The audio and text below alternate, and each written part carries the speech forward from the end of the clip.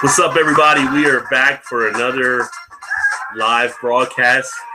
Kind of been a while, so my boy Joe here from Buffalo in the house, and this is the Funky Phil one episode. Gonna throw my love of hip hop. So those of you that know Cypress Hill know the Funky Phil one. It's going back to 1991 on this one here, one of the classics off the album. If you haven't heard the album or checked it out, make sure you do. We just kind of want to throw that little track out there. Of course, now the show will probably be all where I can't get paid for it, but that's all right. I don't get anything but pennies on the dollar anyway. So I am your host, Rod J here.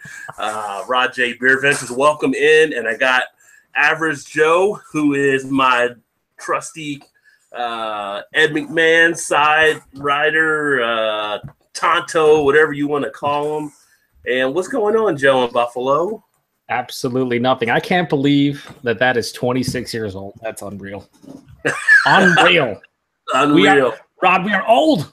We are old. We are old. So if you ever want to see like the Cypress Hill track or hear the track, there's a link in the description for that track right there. But it is a classic. And each week I'm going to be featuring a different one that's going to tie into the title of the show. Just want to get back into my love of hip hop.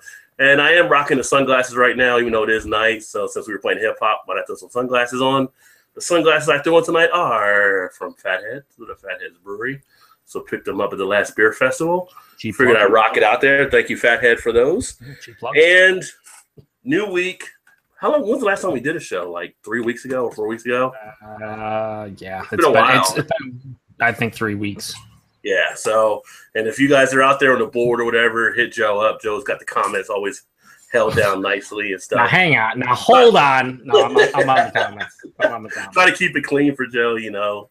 If earmuffs, make sure he's not saying anything. You're saying anything too crazy. This is PG 13-ish.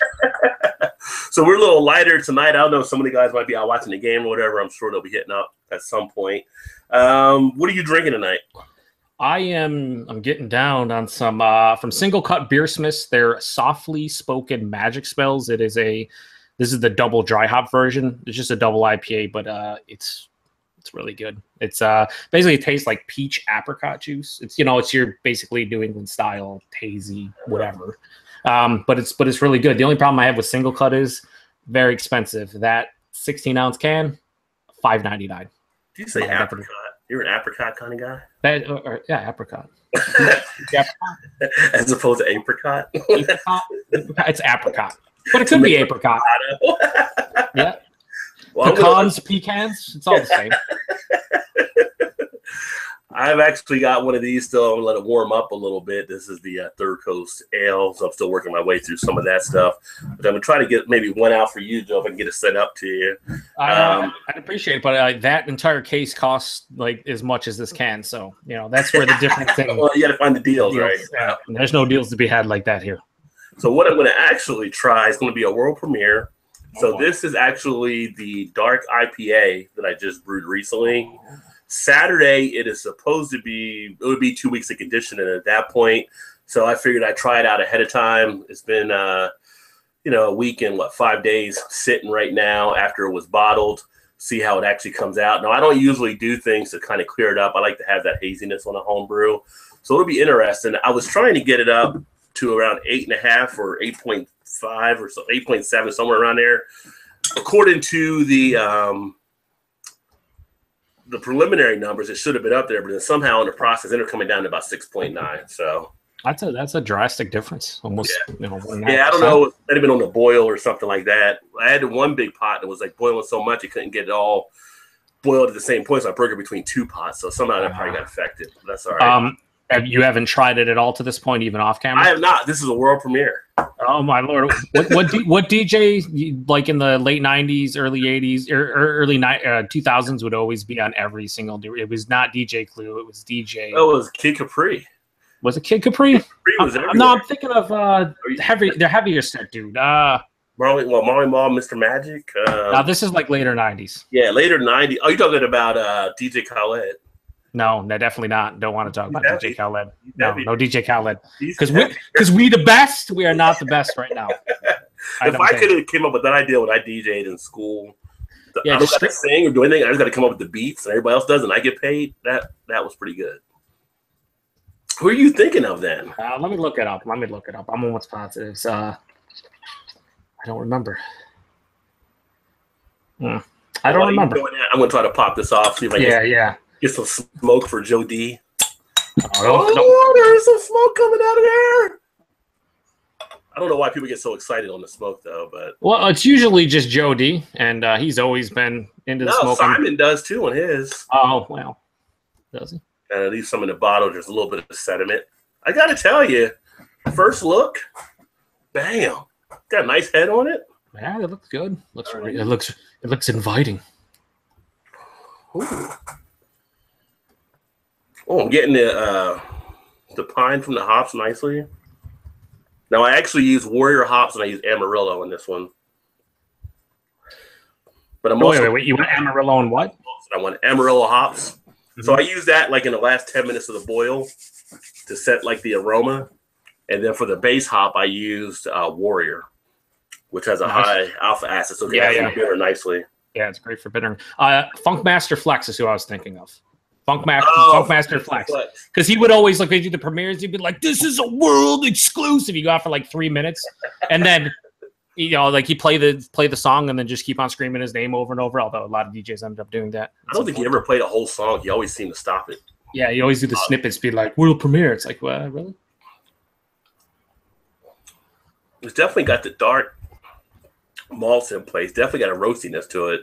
I actually used the dark malt to add that roastiness to give it a little bit of a feel, kind of in between like a IPA and like a porter to a stout. Good mouthfeel. Does that mouthfeel creamy? Yo, it's got a nice dryness from the hops, from everything used, but it's got that nice lingering effect. I got guys in the office waiting to try this too here. So are you more impressed than what you thought you were going to be? Get some lacing. I was interested to see how it was going to come out. I probably could have used a little bit more of a carbonation in here. So I used carbonation drops. I used 3 of them. I probably could have went 4 to give it a little bit more of a pop on the fizz. But it's got a nice medium carbonation, not overly powerful. Goes down very easy on the back of the throat. I know you, Rod. This would be very easy to put that down. I know that much. Oh, yeah. You're going to crush that. Not getting any of the booziness, really. It does have like a candiness about it, though, which is kind of different. So it's a little bit sweeter? Yeah, a little bit sweeter. And I used a dark extract with it, so instead of a lighter extract, that's how I got the darkness. I did that, and before I did that, I steeped some dark malts in there. You didn't dry hop or anything at all? No dry hopping? No, I didn't. That's the one thing I probably could have done as well. Could have dry hop for an extra boost, but I wanted to see how it did without doing the dry hop first. Well, now that you know that it's a bit sweeter and maybe the Amarillo's not shining through like it typically does for, you know, future reference. I don't know how often, like, you know, black IPAs, which is pretty much what you're going for in some form or fashion. I don't know how often they are, like, you know, the buzzwords nowadays, double dry hopped. I don't even know how much dry hopping happens in a black IPA in comparison to a regular double IPA. Yeah. I'm really blown back by the lacing. The lacing's really nice, though. Yeah, it looks very inviting. Yeah.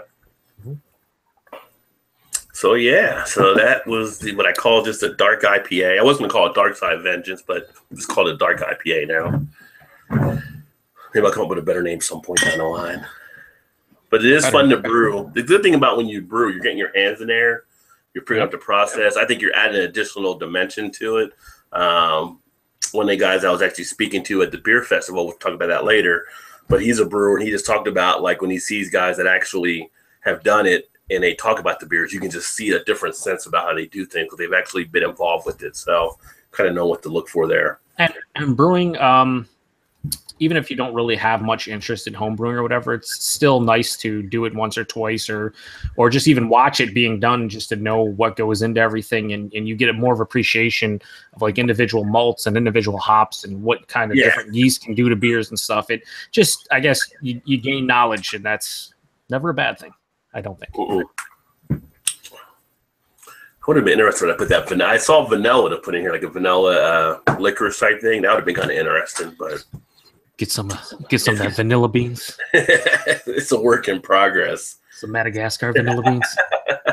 So as far as like channel, like I said, we just got back up doing this here, but next week I should be uploading a video. Big shout out to Tanya Mikowski check out Tanya's beer review channel. She actually hooked me up with one of the breweries taking place out of Asheville, North Carolina, some stuff they were doing. So I reached out to them, and we are set up to probably do a thing next week where I'm going to do like an interview with them and upload it here. And then also on the blog, there'll be a blog post done too. So they're called Black Star Line Brewing. So I'm not going to spoil it yet, but it's got some pretty interesting stuff. So it should be pretty happening on what they're doing there. In Asheville, they're getting a lot of beer stuff, of course, happening in that area as well. So that's a huge beer community like that. Asheville's huge. So Rod's making moves. Is what I'm trying to make moves. I mean, and then some of the people I spoke to at the fest, like I said, I got the Fathead. So I'm glad I talked to Fatheads. I talked to Lagunitas. Who else cars up here? I was putting people in my computer earlier. So Mad Trees here locally, Paradise Brewing, Deschutes, and some of these other guys. Not to mention the other ones I have. So I'm going to try to get some interviews with those guys and get those up here at some point too going forward. I want to get more involved with them, and a lot of them are open to doing it. It's just been following up and getting it done really. So get them more exposure, and big shout out and props to all the people on my Facebook page that have been sending me stuff already. If you don't know the Facebook page, you go on Facebook. It's Rod J BeerVentures as well. So yesterday I did an unboxing video upload, and I shared it on there, and there's already people asking to get T-shirts and stuff. So where's our T-shirts at? Always love the support. So we will have the website up probably by this weekend. It's almost completely done. It might be tomorrow. So I got people already asking for sizes and to get some ordered. So appreciate that. Appreciate the love in that regard. We got. Go ahead. You got a few comments if you want me to read them before they get crazy. Yeah, fire away. All right, Backwood Boondock Brewview says only on a second. Pop a top. Top two tops so far. Eric, a Lions fan, good buddy of ours. He says, "What up, Rajay?" Is Eric going to get in? He didn't let me know if he wanted to get in. Eric, if you want an invite, it can be arranged. I didn't know if he was watching the game somewhere at a bar or what, or the safety of his own home. Same thing with Todd. I saw Todd post on Tap. And speaking of Todd Wren, he says, "Heavy D, LOL." He thought you said Heavy D for the DJ. I was like, slow down, Todd, not Heavy D. Heavy D was a dancer and a rapper. I remember a DJ. Big man can move though. Oh yeah. Boondock continues. He said he likes Heavy D. LOL. Erica Lions fan says that's what she said. LOL. Todd continues with LOL, and Boondock also says LOL. Not sure what exactly they were referencing, but I'm sure it's what one of us said. Malt Mustang says drink Mustang malt liquor. Best thing to ever come out of Pittsburgh brewing. I'm not a malt liquor guy though. Me either. I mean, I like some Mickeys, especially grenades, and I'm up for trying anything. The vast majority of malt liquor is just not for me. I just don't ever like really try to hunt them down. Like I might pick up one for Eric Lions fans screw around with the malt liquor Monday, something along those lines. I'll definitely jump in.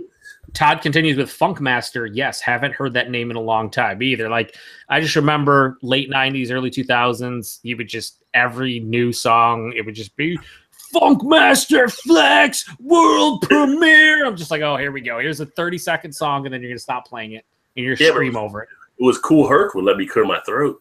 Yeah, Cool Herc let me clear my throat. Oh my, that's a funny thing. See the Sabres? That is their goal song. The unfortunate thing is they don't score a lot of goals, so I don't get here too often. And Eric continues with, there is one for Malt Liquor Monday. I guess he's talking about Mustang Malt Liquor, and he says no coconut, Joe. Guess what, Eric? The joke's on you because I got Imperial Porter with toasted coconut, son. About to go down. So you are the coconut man. Yeah. Well, I already poured it out, but I got to finish my double IPA, and then I'm going to get into that. So it's from Logill. They're out of, I believe, Ireland, and it's an Imperial toasted coconut porter. Comes in at 10%. Holy shit! I did not realize it was 10%. It's a big beer. You can handle it. You're a big fella. No, I am. I'm a big fella. I'm a big fella. I can You're handle a little it. fella next to me. Yeah. Yeah, I'm a little fella next to Rod, but everywhere else, big fella. That's how it goes. That's it for I was trying to see beer news. Well, I guess up not far from you, Treehouse is looking to expand to try to keep up with the demand up there. Which is good, because the one thing when you make a trip to Massachusetts and you're doing the whole like New England going through Massachusetts, Vermont, and say Maine up that way, like Treehouse is one of the places that usually has very low limits for beers, and it's like you'll sometimes people wait in line, and it's not like like people exaggerate, wait in line for 75 hours, whatever. Sometimes you wait for a little bit. But like a lot of times they'll limit 2-3 cans per person for single stuff because they just don't have the capacity to brew a shit ton of it. So if they expand and they're able to make more beer, that just means people are able to buy more and more people are able to get their hands on it. So and more people are happy, I'm sure. More people are happy to trade it and hoard it. I got a 12-pack of Treehouse. I'm not going to drink it. Let's put it on my beer cellar and get $75 billion for it. Get the beer, drink the beer. Mm-hmm. Brooklyn Brewery is bringing a beer mansion to Boston. So that's kind of interesting. An oxymoron, right?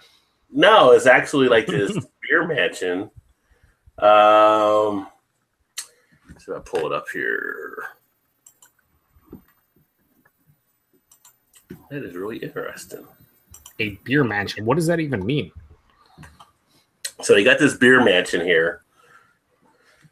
Touring beer bash partners with Boston breweries for a weekend of good beer and good eats. Says they're going to partner with local Boston restaurants and breweries for beer mansion, a celebration they call Weekend High Spirited Immersive Beer Festival. Right in time for Halloween. Halloween is always like a good party holiday, I guess. Yeah. Crazy. Yeah, usually. When they do say good beer, though, what is Brooklyn Brewery doing there? Oh, I'm kidding. I'm kidding, Brooklyn. Well, I guess they got something here. Brooklyn Brewery Mash presents Beer Mansion. Interesting. $45 for tickets. That's it's Brooklyn Brewery, right? So yeah, I don't know anymore with Brooklyn. The good thing about the beer festival I went to this past weekend, it was outside, so you didn't have to buy anything to get in, but you just bought what you wanted to drink. So, and that was tons of beer. So if you saw the video, or people out there watching, if you saw the video I uploaded, you saw all the beers that were there, and it's kind of like, I think everybody looks at it like it's a challenge. It's a challenge right now. All these places got all these beers here. How far can I get through? Like I got to try at least one from everybody, at least, and then maybe go for seconds and thirds and fourths. Yeah, I just know I'm not the only guy after a point that's doing their Untapped, and at a point there's like, F it, I can't do it anymore. You know what happens? You know what happens at festivals when it comes on tap for me personally, and I assume this goes for a lot of people. The intention is like, look, I'm going to go to this place. I'll be able to untap. I'm drinking a beer. I can fucking hit a couple buttons and I'm good to go. Right. That's out the window about an hour in. You're done. You're like, whatever. And then you just hope the next day you remember everything. And usually you don't. Usually I'll go with friends who I'm friends with on Untapped, and I'll be like, yeah, I drank that. Yeah, thank you. I thank you for checking it in. Now I remember. But most of the time I end up forgetting like half the beers, and it's whatever, right? Yeah. You're having a good time. I don't think worrying about like your Untapped check-ins should be something huge. If I remember them, cool. If I don't, well, what are you going to do? There's always more beer to drink. Also, Eric says he's going to bow out of the chat tonight, fellas. He doesn't want to ruin the flow. That's a cop-out, Eric, and we know it. At least he's drinking Coors Light tonight. Yeah, he's probably hammering out like a Busch Ice or something. He says, but thanks for the invite. Well, you're still invited, Eric. You're not going to ruin the flow. I mean, you might ruin it because you ruin everything because you don't like coconut. But you're not probably going to ruin this chat. In the basement here, he says, hello, gents. He says, Halloween equals more slutty clothing. That's usually what happens when it comes to summertime. Halloween, I guess, a little bit. Well, I've been in Vegas on Halloween, and he's right about that. Also, that's not PG-13. Maybe it's PG-13. It was PG-13. I mean, PG-13. they show let's a little bit PG-13. Let's not cross the line, Chris. Let's not cross the line. But it's funny. So like I go to these beer fests, like on Untapped, you start checking in, you're putting notes. Oh, this has great flavor. This does this. This is bitter. Blah blah. Like, by about 5 or 6 in, you're like, okay, this is in there. There's a 4 to 5. I'm done. So, like, yep, you see less and less get done there. So, we have a comment from Bum from Joe D Show. Bum, what's happening? He's got the Franz. He's got the Franz from Rhine Guys. Yes, he does, and he also wears his malt liquor segment. He says, so Eric's drinking Bud Ice, so we were close. I said Busch Ice. Actually, Bud Ice is better than Coors Light. That's like just about a real beer. Saying that's better than Coors Light is, I don't know. I don't have a comparison, but I just it is stronger. It's sure. It's stronger. Like you get hammered more quickly, a little bit more. Hey, quickly. It's not Keystone like he usually drinks. So give him better beer face. Remember those commercials? Oh my lord. But Bum says my personal Untapped rule is that I have to drink a full glass for it to qualify as a legit check, and I guess that's a good rule. At the same time, like I don't know, I feel like I need at least 4 ounces to have an idea. I will say though, even though I do check in stuff on Untapped when I go to Beer Fest, honestly, about halfway through, even if I check stuff in, I usually post a little thing like my palate shot. So take this for what it is, which is probably like 30% correct because my palate has, I've had 10, 15 different beers. Even though I'm drinking water, it's like your palate gets, there is, people say call it palate fatigue, and there really is. Yeah. When you're at a beer fest, you hit a certain number, stuff just starts tasting either good or bad. It's not even like, I'm tasting all the nuances. Like, no, you're just tasting something either you like or you don't, or somewhere in between. It's your palate shot. Yeah. Hey, Bum, if you want to get the invite, let us know. We'll get you in here. I was going to say, like, what I was doing, like, go ahead. I'll just say before, we don't want to infringe on Joe D at all. I mean, like this is. I'd love to get Joe over here, and we're always on Joe's show. Yeah, I mean, I just Bum. I don't. It's not like you're being a traitor or anything. Like you're certainly invited. But right, Bum does have the malt liquor knowledge. Oh, he does. Yeah, which is a knowledge in the craft beer world that not many people have. He keeps tabs on the malt liquor world, and I appreciate that. Yeah, he does dirty work for us. But shit, I was gonna say earlier. But anyway, that's on me. Beer by Numbers did a pretty good video I watched earlier today. Check out his channel, and it was about Oktoberfest. He had a lot of good Oktoberfest type stats and everything. So we had an Oktoberfest here, just all the different beers that are drank, all the different food that's eaten, even the wine that's drank and consumed. So it was some pretty interesting stuff. But supposedly, and I've never been able to really verify, but Cincinnati is supposed to have the second biggest in the world outside Munich because we have a big German area. I remember hearing that. I actually do. Years ago, they talked about it. They said in Ohio in general, like Cleveland and Cincinnati specifically, have a huge German heritage. So it's like that does not surprise me. Yeah, like tomorrow they'll do the Wiener Dog races, and they'll have all the like St. Pauli girls dressed up and all kinds of stuff like that. And they'll be having all kinds of things, which sounds sucks like for the office. And they're like 12 o'clock, people are getting drunk already. And luckily for us, they moved it like from where it used to be. It used to be a block from our office downtown Cincinnati. And we're in the high rise, so we can see right into it. And you just see people drinking all that kind of stuff. And you're like, oh, you feel like you're doing like a 5 to 10 bid or something. And now they moved it down on the Ohio River, so we can't see it. So that's better for us. Like, not to deal with that. No teasing, but to make yourself feel a little better, just go to the beer store and get one of your amazing deals and instantly cheer. I'll probably stop on the way home tomorrow. Let you guys know if I get anything there. Oh, I know you will. And then these are the Deschutes sunglasses from the Beer Fest. How many sunglasses did you get from the Beer Fest? Well, I only got 2 pair. I had a pair on, and I ordered a Fathead. The guy's like, hey, you want some sunglasses? The guy gave me some Fathead sunglasses. How many places brought sunglasses is the question. Fatheads, Deschutes. There might have been a couple other ones, but I'm over at the Deschutes table. We did the ski beer shot. So they had the 3 guy, you did a beer shot or whatever, which is really nothing. I mean, it's beer. It's not like it's a shot of anything. It's like, okay. It's not 40%, 45%. It's like a ski gulp, not a ski shot. Yeah, it's whatever percentage. Yeah. She gave me some sunglasses too, so I'm going to actually get with her on some stuff too. So hopefully I get her on here to talk about little Deschutes and everything. She was like the marketing manager for Ohio and Kentucky. Deschutes makes some really good beer. I will always be a fan favorite of their Black Butte, even the base beer. Like their specialty beers are amazing, but like the base Black Butte porter is like for me one of the top 5 porters I've ever had, and period when it comes to an American style porter. So the Black Butte 26 I had there, and that was actually pretty good. Their anniversary Black Butte beers are really good, and I like how they change them up each year too. They keep them somewhat similar, but they always change an ingredient or two. So it's like, yeah, I always like to try them. We don't get to shoots in New York though, so. Oh, really? I didn't realize that. Okay. I do not. Yeah. Every time I would make a trip to Cleveland, I'd always make sure to try to pick up like a 6-pack of Black Butte or at least a couple bottles, and then I would also grab whatever specialties they have. Most of the time, the Black Butte anniversary. Sometimes they had a Mirror. They released. What's up? Yeah. Hello, Todd. Yeah.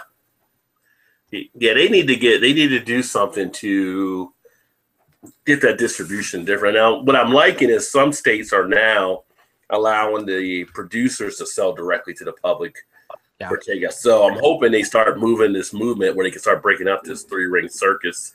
Yeah, the 3-tier system shit. Stuff you get, like we talked to the guys over in the UK and all that kind of stuff. Like, what do you mean you can't get a beer from so-and-so? It's like, yeah, they have these laws over here when they can get any beer across the countries that they want to get. Yes, indeed.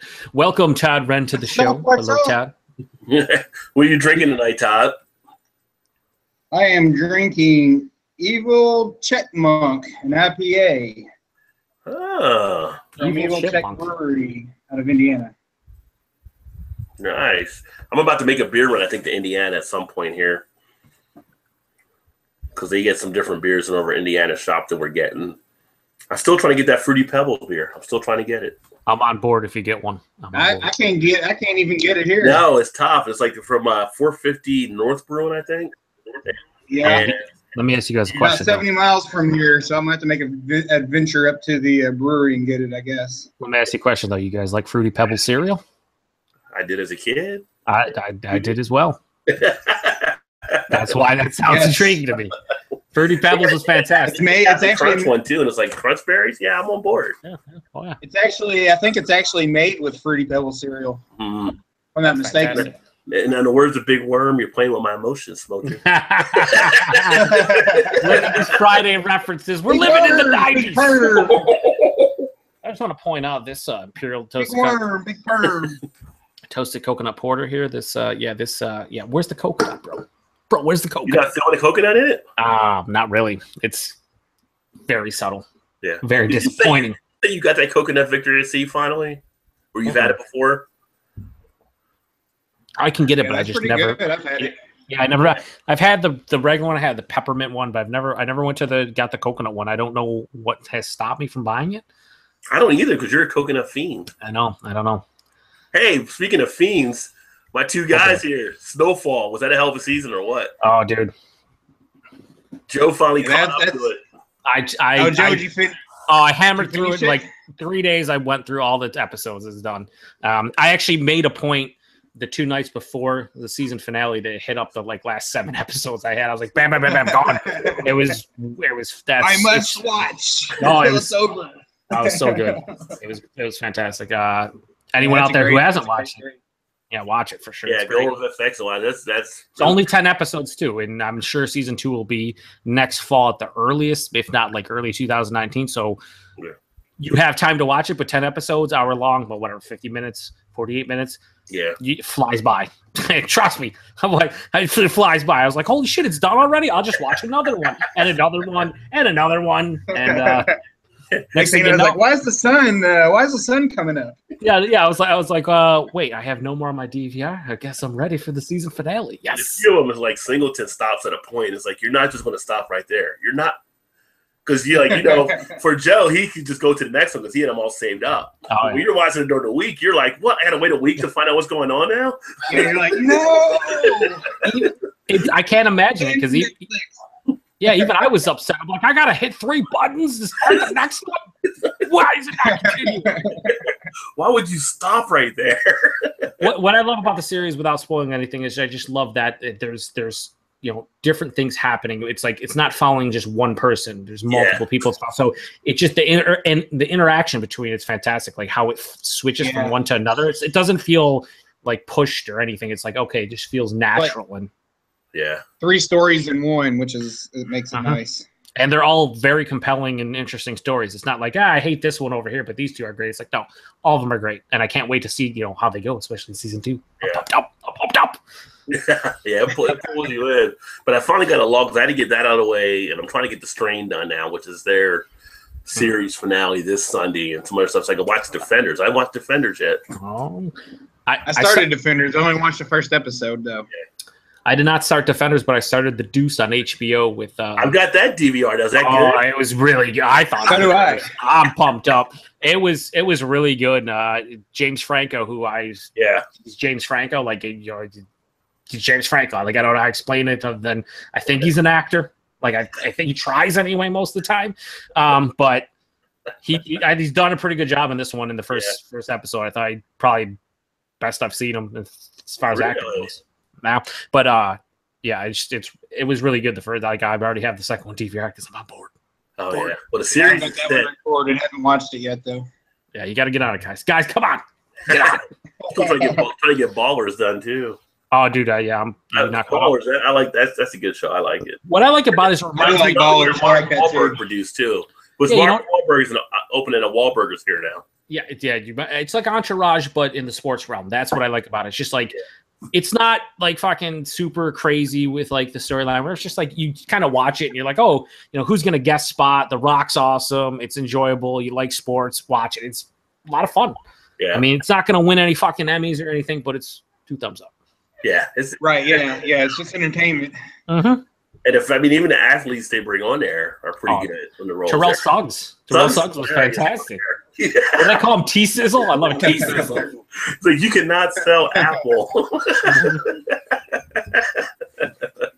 Yeah, it's pretty entertaining. Yep.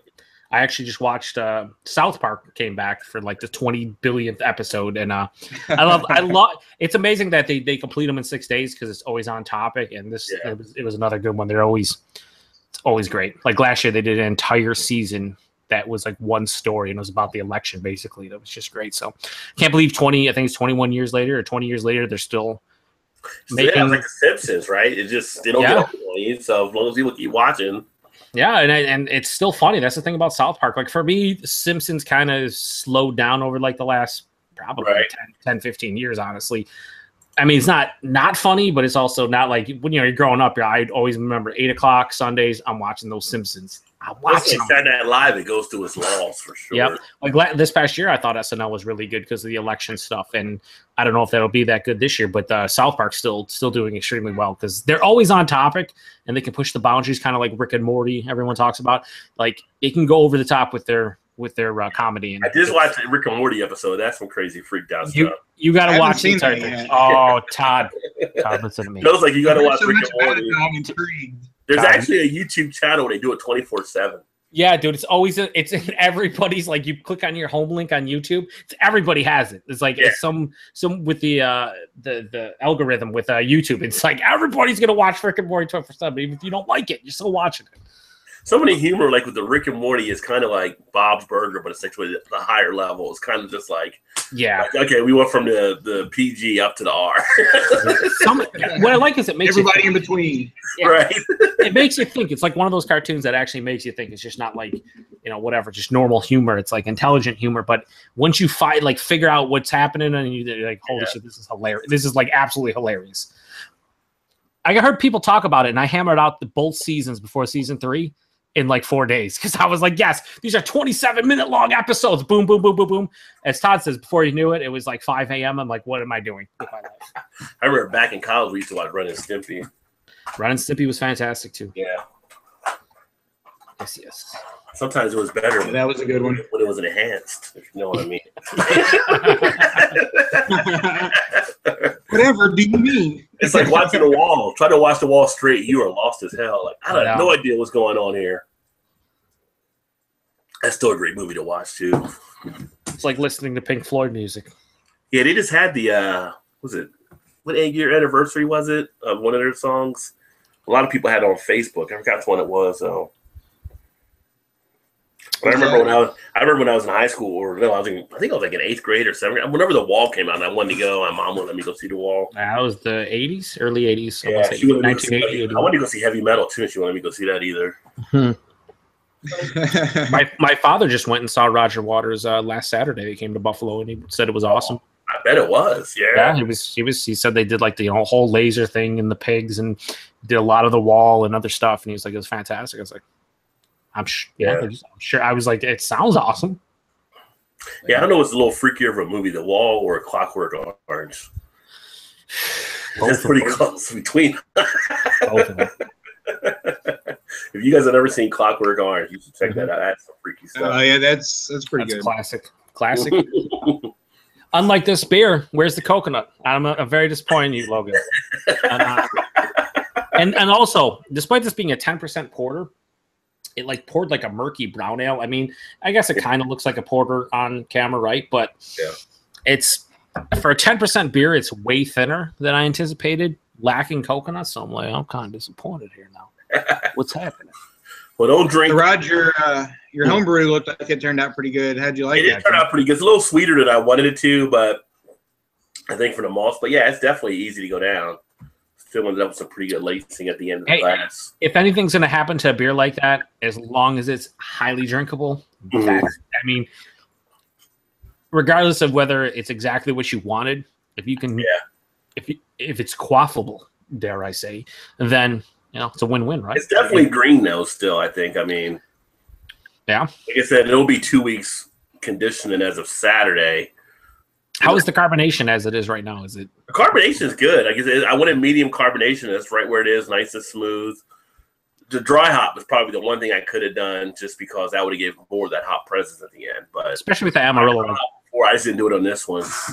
With Amarillo, I always find it has like a nice, like orange tangerine type vibe to it, and that would have been cool to see if that actually came through. But it seems like it really didn't, pop. Like I could actually feel it. I mean, it came out my numbers at 6.9. It feels like it might have been a little stronger than that, so maybe it is up around a higher level. But I can definitely feel the alcohol a little bit in that one. So Rod's getting hammered. Is it a little more maltier than you were anticipating? Well, I wanted it maltier. I mean, one of my favorite IPAs is the Mocha IPA from Stone. And I knew I didn't have enough stuff to get it there, but I did want to have like a malt. So I forgot what malt I played around with. I have to grab my thing here. Let's see. I have it here. But the malt that I used in here, I steeped the grain with an American Pale Ale, but then I used that malt extract that was dark, so it had a little bit more of the sweetness with it. The other thing I did is I used dextrose in there that upped the ABV. So for the batch I used, it might have been a little bit more dextrose than I needed, and that might be adding to the sweetness too. But I'm not hating on it. It's not entirely what you expected, but it's also not bad. Is what you said. But I can kind of see where I may have done something differently to get it where I want to as well. So I make this batch again. I can go in. I can dry hop a little bit here, cut back a little bit maybe on the dextrose. I can get it to where I want to go. Definitely not bad. Not a drain pour by any means. It definitely poured nice for sure. Yeah, I'm happy with it. I will mention the comments real quick. Okay.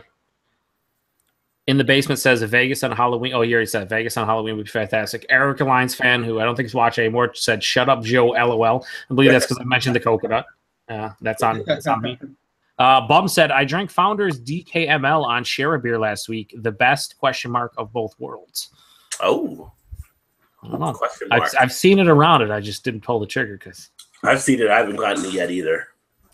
Yeah. It's not bad. It's not bad. Did you had it, Todd? What'd you think? You just okay? Yeah. Oh, you did have it. It wasn't the best Founders beer I've ever had, but it wasn't. I mean, it was better than I was anticipating, being a malt liquor-esque, supposedly. Wine, really, though, to me, I think.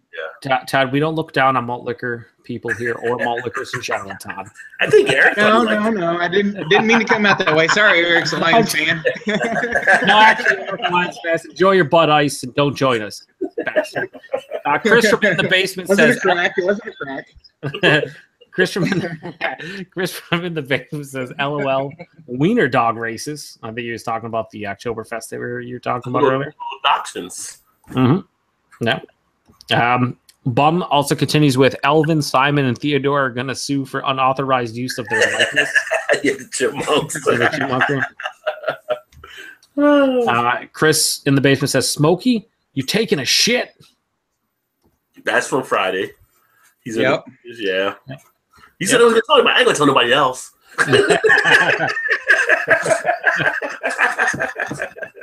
And then last comment we have is from GSHLTV, says, cheers, Rod.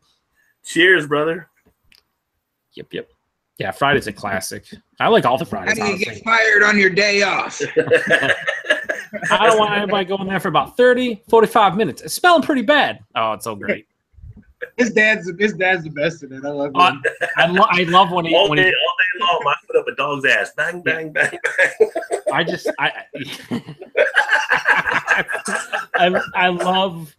I love when he busts in his room when he's waiting on Smokey, you know, he owes him the money and stuff, and he comes in, you guys all smoking them tweeds? He calls them tweeds. That's fantastic. Smoking them tweeds. But it's funny because he fought Debo in the movie. A lot of people don't remember, Debo was in WWE for a while. Zeus. And then Zeus. Yeah, Zeus. The movie where it was him and Hogan. Who was it? Hogan, right. And it was the whole thing. He was this big creature they made, or character they made. Yeah. Yeah, it was. Didn't he have the Z shaved in the side of his head or something? Yeah. It was No Holds Barred, I'm pretty sure. No Holds Barred, yeah. The classic Hogan movie where he takes the driver of the limo and he grabs him and he has him up front and he goes,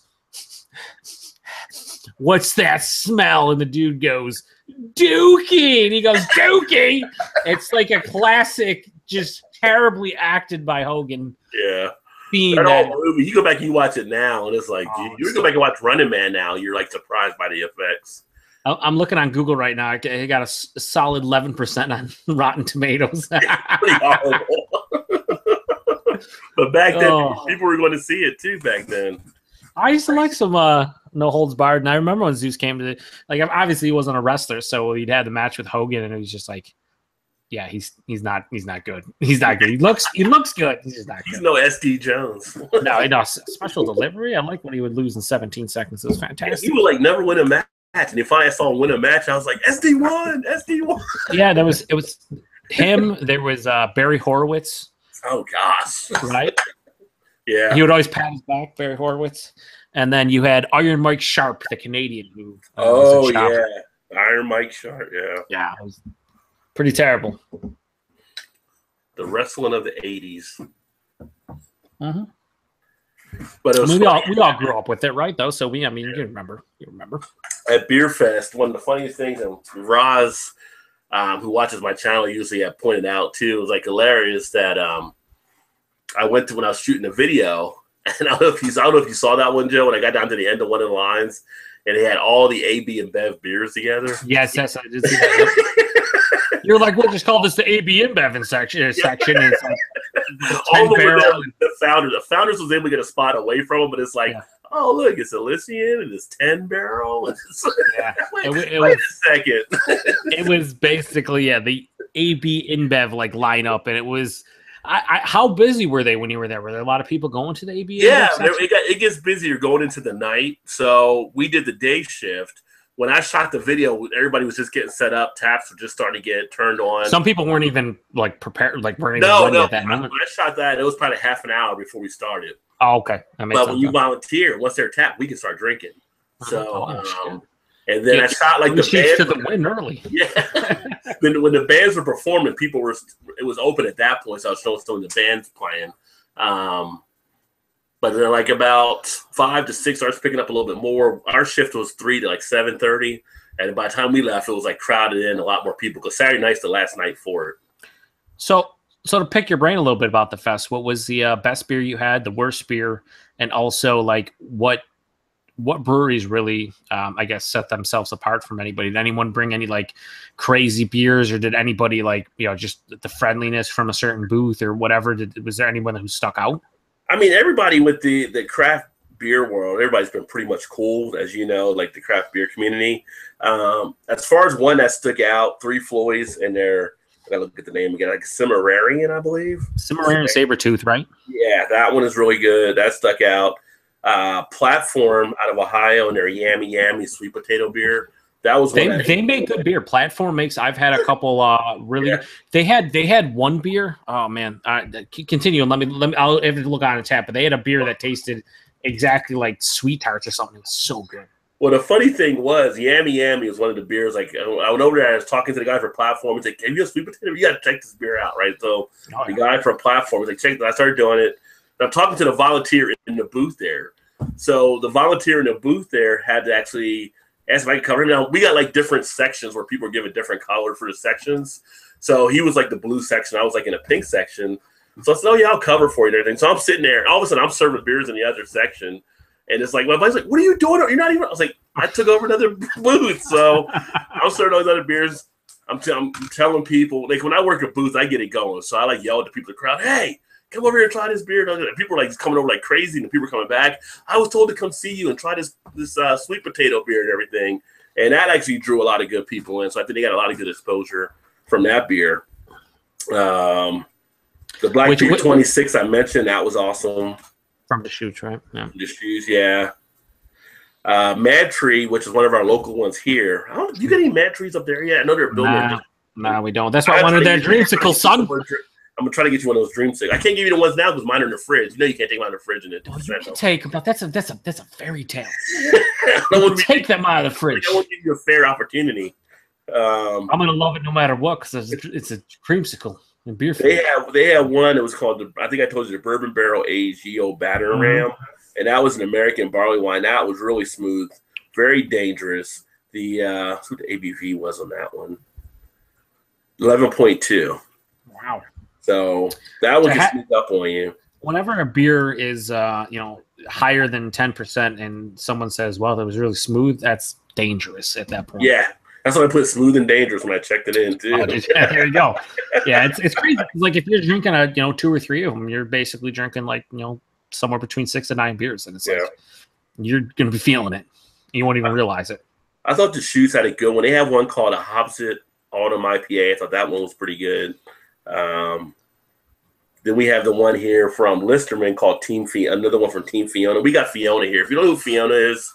Cincinnati has like the zoo, and Fiona's like this hippo that was born in the zoo. And, like they have news coverage on the hippo all across the country, it seems. But Listerman, I guess, has the rights to do Fiona type beer, so they had a new one that was pretty good there, and it was a New England IPA, so it wasn't bad.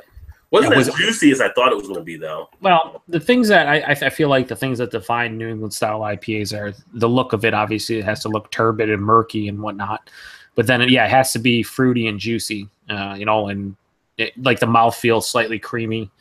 You don't necessarily have to hit all those characteristics points, but it's like probably 2 out of 3.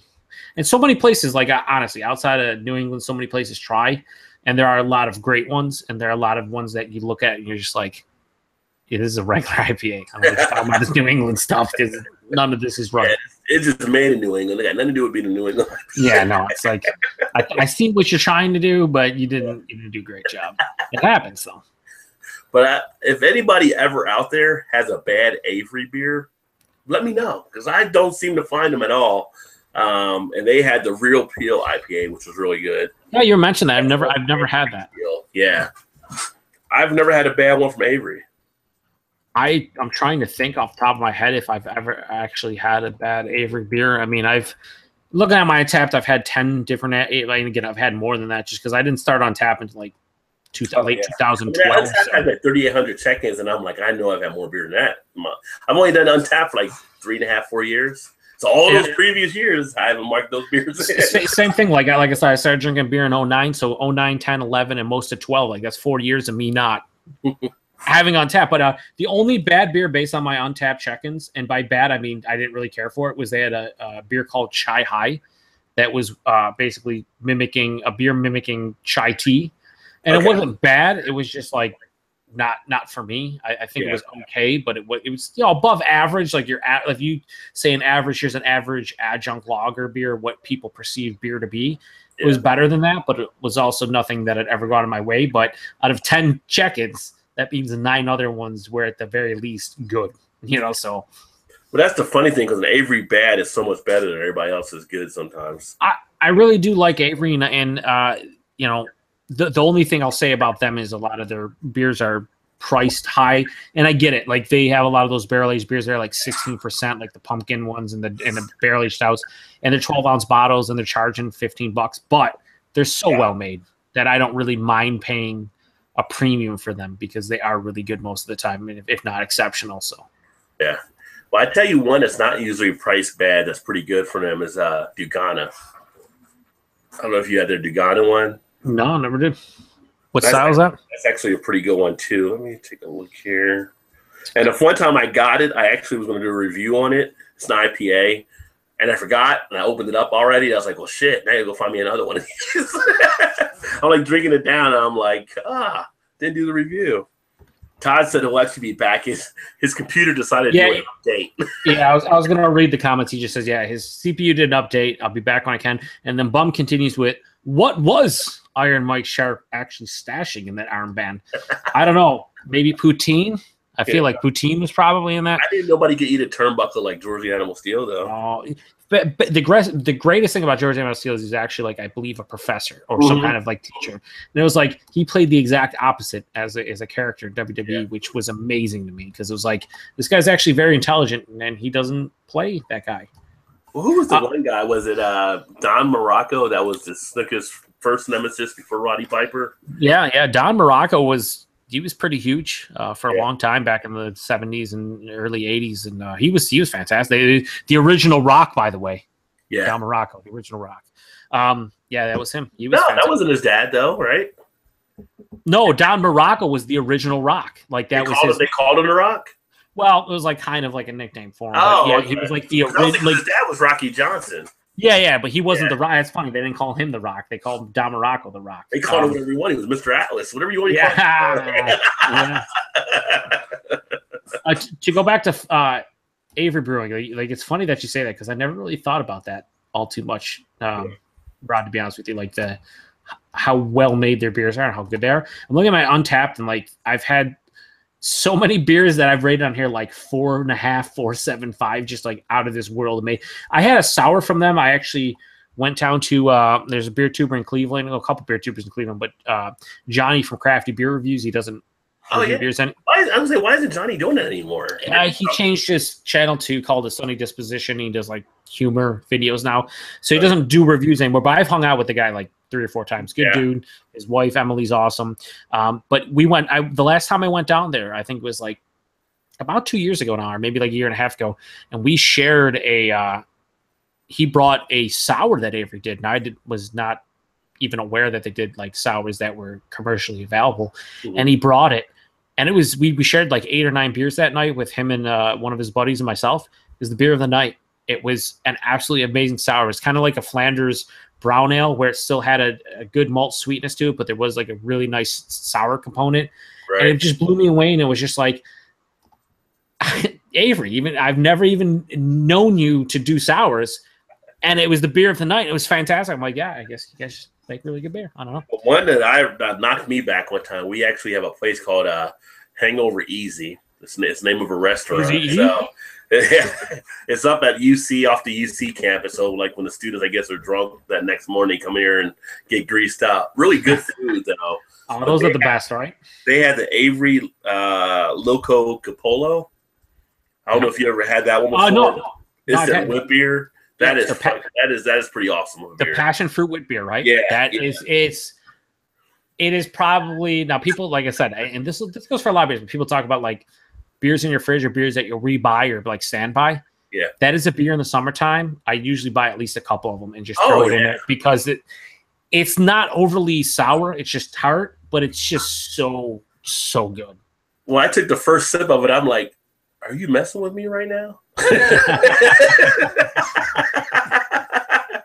My wife was like, what's wrong? Like, shh, don't talk to me right now. Let me take another sip here. Are you kidding me with this thing? Let Rod get into this beer real quick. Hang on. Yeah, that is one I can, in the summer, perfect summer beer. Yeah, for sure. One that I want to try for the vanilla bean stout, though I haven't found that one yet. Oh man, that was readily available around here, and I never picked it up. And like I said, that goes for like you asked me like about Victory Coconut, and I know this will come off as like a first world complaint, and I'm sure Rod, will have the same thing. But there is a lot of beer available in the States wherever you are. I mean, I'm talking thousands of different beers. You can go to different bottle shops, and you can go crazy. So 5 years ago, I didn't pick and choose. 5 years ago, I'd go to the bottle shop and whatever was new, I'd buy because it would cost me $15-20 and I could get whatever was new for the week. Now I go, and if I have $150 in my pocket, that might not even be enough to purchase whatever's new. Yeah. So it's picking and choosing. And the vanilla bean stout always sounds good to me, but I would always look at it and I go, okay, it's $14 a bomber, which is a fair price probably for that because it is a barrel-aged stout. But I just never pulled the trigger on it. Same thing with the vanilla. That tweak is like almost $12 for a 12-ounce. Yeah, it's like $12 to $15, and I've had it before. It's a fucking great beer. It's a great beer, but you have to pick and choose your battles. I think nowadays, unless you're very well off, where you can spend $500 a month on your hobby. Which, hey, if you can do that, more power to you. That's awesome. Certain people cannot. I certainly cannot. I mean, I spend probably more than the average person. Yeah. But I also, when I come back from a beer store, and I'm sure, Rod, I know because I always give you shit about the deals. It's all good fun, right? Really, I have there's really no jealousy or anything. It's awesome that you're able to get all these deals because that's cool. If I was able to do it, that would be fantastic as well. And I'm sure there's other people that do get great deals. But when I go to a beer store, I don't want to spend $20 and come back with one bottle. I want at least four or five of them. So, like, I give you an example as good as it can get is this past Wednesday. I went to the beer store. I picked up the Innocent Gun Original, which we did on Lee's channel for the beer analysis. Picked up a Guinness Draft single to do for next week on his show. I was like, what else is available? The brewery out of California. Yeah. They had their 750 of mash and coconut. Now come on. Now come on, right? Like that's right there. $24.99 a bottle. I'm sure it's great. I'm sure I'd love it, but I ended up walking out of that store spending $28 and I ended up with 10 beers. Yeah. And it's just one of those things where I used to have like a $1 per ounce kind of thing. So if it was a 22-ounce bottle, I couldn't go over 22 stuff. And I kind of was leaning on that. But nowadays, there's so many good beers available. I don't feel like spending $25 a single bottle unless I really, really want to. So, you got to pick and choose nowadays, I feel like. Yeah, which is why I don't wait in line for stuff. It's kind of it's other beers over here to actually try. And it's funny when I talk to so many guys at the brewery, they're surprised when the people are waiting in line for it. Yeah, and I think you and I would both agree that there's nothing wrong with waiting in line. If that's what you want to do, more power to you. But there are so many great beers out there that it's not really a necessity to drink great beer. It's a necessity if you want to drink certain beer. And not everyone has the same aspirations when it comes to drinking craft beer because there is so much. I mean, you talk about 40 beers in the Cincinnati, Kentucky, like the border area where it's like, I mean, you have 40 breweries. If a tenth of those places, only 4 breweries had releases every week, you'd be fine for the week. So it's like, there's just way too much stuff now that I can't be bothered with spending an exuberant amount of money unless I really, really want the beer. And that's not an issue with the breweries themselves because the brewery makes amazing beer, and I'm sure that mash and coconut's fantastic. But for the same price I paid for that, I'm walking out of the store with 10 beers. So it's like I get try 10 different beers, 10 different styles. I'm probably gonna like the vast majority of them because I buy beers that I certainly enjoy. So it's like as much as I want that beer, I'm sure it will still be there later because not a lot of people are paying $25. No. And maybe it'll end up at my store. Yeah, you walk in, Joe, that mash and coconut, by the way, I got it for $8.99 a bottle. What? Wow. Well, it's like funny when we were on the show the other night. I was drinking the Crooked Stave, and I'm like, I don't know, it was like $3.99 or $4.99. You're like, what, $7.99 or something where you're at, or $8.99? We were one of the first. New York State was one of the first places that Crooked Stave out of. They only distributed it in Colorado, right? Right. First thing was the. Oh, get some feedback on Todd. Todd, we're gonna have to mute you for a second. Yeah, you're getting feedback, Todd. Yeah, just mute yourself when I don't know what's up with the feedback. You were fine before. What happened? The update crushed them. Oh, he left. The Windows updates. But quick to say, they were only in Colorado. One of the first places they came to was New York. When they came in, I was excited because I'm like, oh, I heard great stuff. Every beer is at least $8.99 a bottle, and to this day, I think the cheapest has been $7.99, and it's like, yeah, it's a 12.7 ounce bottle, and I'm sure they're good. But like, kind of the experience you had with Hop Savant, like the Brett, they do a lot of Brett and a lot of wild ales and a lot of sours and stuff, and it's like, if you're not into that, oh boy, yeah. Todd, do you have the? You're getting a little feedback there. Say it again. Oh, hang on, I think he's better. You might be better now. Yeah, you're good now. Okay. Yeah, you're okay now. Yeah. I think you might have had the actual YouTube window open for the chat, and it was feedbacking. Yeah. Maybe not, though. I don't know. You're saying a cricket stave there. Yeah, no, I'm saying that they were. I've never seen one at $7.99. So when you're like, oh, I paid $4.99, I'm like, what? Maybe because they're not selling well. But their beers, I mean, they'll show up and they'll be like, oh, here's our blueberry whatever, and it's like $12.99, and it flies off the shelf, and I'm like, man, that's more power to the people who will pay that and stuff. But it's in this day and age, how the beer market is, and the availability and the choices that are out there, I don't feel compelled to spend outside my comfort zone, and I feel that goes for a lot of people at this point. Right.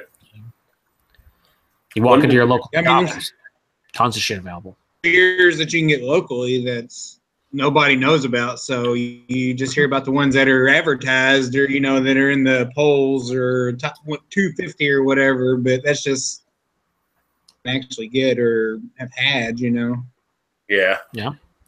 You get West 6 over where you're at, right, Todd, from Lexington? Yeah. They had a tart cherry sour at the beer fest, which was pretty good too. Was Magic? How was the festival? I don't know if they're going to can it or not, but it's pretty good if you see it. How'd the festival turn out? It turned out well. I mean, drink for free and. Yeah, I wish I could have made it. Yeah, we got Oktoberfest this weekend, and I actually got an opportunity to volunteer for that, but the wife was not letting me back-to-back weekends volunteer to drink beer. You know what I think we should do? You know what we should do? Us three specifically. I don't know if anyone else is out there they can join, but at some point, all of us make a trip to Columbus, Ohio. Hit up the BrewDog facility. Hit up some other breweries. Do a nice bottle share and just hang out for a day or two and just Todd, Rod, myself. I mean, it's a little bit more of a drive for me. It'll be probably like 6 hours ish, but I like taking trips a couple times a year to all different kinds of places. So I think that would be cool. But they got beer spas and shower beers in every room or whatever they're setting up there. So yeah, once the resort's done, that's on the agenda. Yeah, BrewDog. Yeah. Plus the beer fest I do here, they also do it in Columbus as well. So if we time it right, during Columbus Beer Fest type thing. We have something we need to focus on. Which I did have my first BrewDog last week. What'd you have? Down here now, so I had the Elvis juice, which was actually pretty good. I'm actually curious to try more BrewDog stuff because talking, Rod and you and I are friends with a lot of the UK guys like Craig from Kent Beer Reviews and Peter from The Clueless Drinker and Rob from Hop Zine and all those guys. And yeah, name dropping. No, it's one of those. It's one of those things where we're friends with them, and we hear about BrewDog being kind of like just like they're okay for them, right? Like they're okay, like they're kind of like I guess our maybe like. I don't know, like Sam Adams? Something like our Goose Island kind of thing. Like Goose Island, Sam Adams. Like the Goose Island type thing for them over there. Yeah, like kind of like available everywhere. But, everything I've ever had from BrewDog, and I can't speak for you, Rod or Todd, but everything I've had from BrewDog has always been obviously imported. Yeah. And when you're talking about a brewery in the UK that for a long time does hop forward beers extremely well, and they show up here imported 4 or 5 months old, you're not getting a true representation of what they bring to the table. So now that they're in Columbus, I'm curious as to how they actually, brew their beer, if it's the same as overseas, because, like with the water and all the differences you can have in brewing, they have to kind of dial it in. But at the same time, if I can get a Elvis juice less than a month old, I get, again, a true representation of what that beer is supposed to be, where in the past, 4 or 5 months old. That's not what they're looking to give the consumer. So, so many of their IPAs, like their Punk IPA and stuff, has showed up here so old that I can't tell you if it's good or not because it's not what they meant it to be. So I can't wait until they actually distribute and it shows up in my area and I can go, okay, this is the Columbus brewed version. Let me try it, how it ranks in my memory to the old Punk IPA that I had that was imported. Well, the Elvis juice I had, it was on draft and it was very good and it was fresh. So well, there you go. It's funny. A lot of the UK guys, Elvis juice is one of those beers that they say they enjoy. Mm-hmm. Not too much Punk IPA and a couple others, but they say the Elvis juice, which I want to say somebody, I want to say they were sued for it or something because obviously Elvis being in the name, I can see how that happens, but I don't know.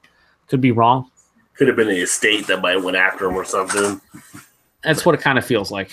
But in the craft beer world, they take a lot of lean. They take a lot of I don't say leans. They take a lot of opportunities on stuff that can be actually triggered. Like here at Listerman Brewers, when the rest of Cincinnati ones, they had like a Biggie beer and they had a Tupac beer, and it's like it's local, so they don't really know about it outside the area for the most part. But if it gets out there, they can come back. Mm-hmm. I have Woodburn. Woodburn's one of our breweries here at the fest. They had the Han Solo, which is one of their beers. Very, very good beer from Woodburn, too. And it's like, okay, you know how George Lucas is. So if he finds out, he's going to be actually after you need to shut that down or pay me. It's funny. It's funny that the, I think it was New England Brewing Company would actually distribute to New York now for like the last 4. Actually, I haven't seen them in my area in about a year, but they used to distribute here. And they had an Imperial Stout Trooper that had a Stormtrooper, the whole mask and get up and stuff. Right. And they went after them. And they had to, and then they put on the, what the hell was the mask with like what do they call it with the glasses and the nose? Groucho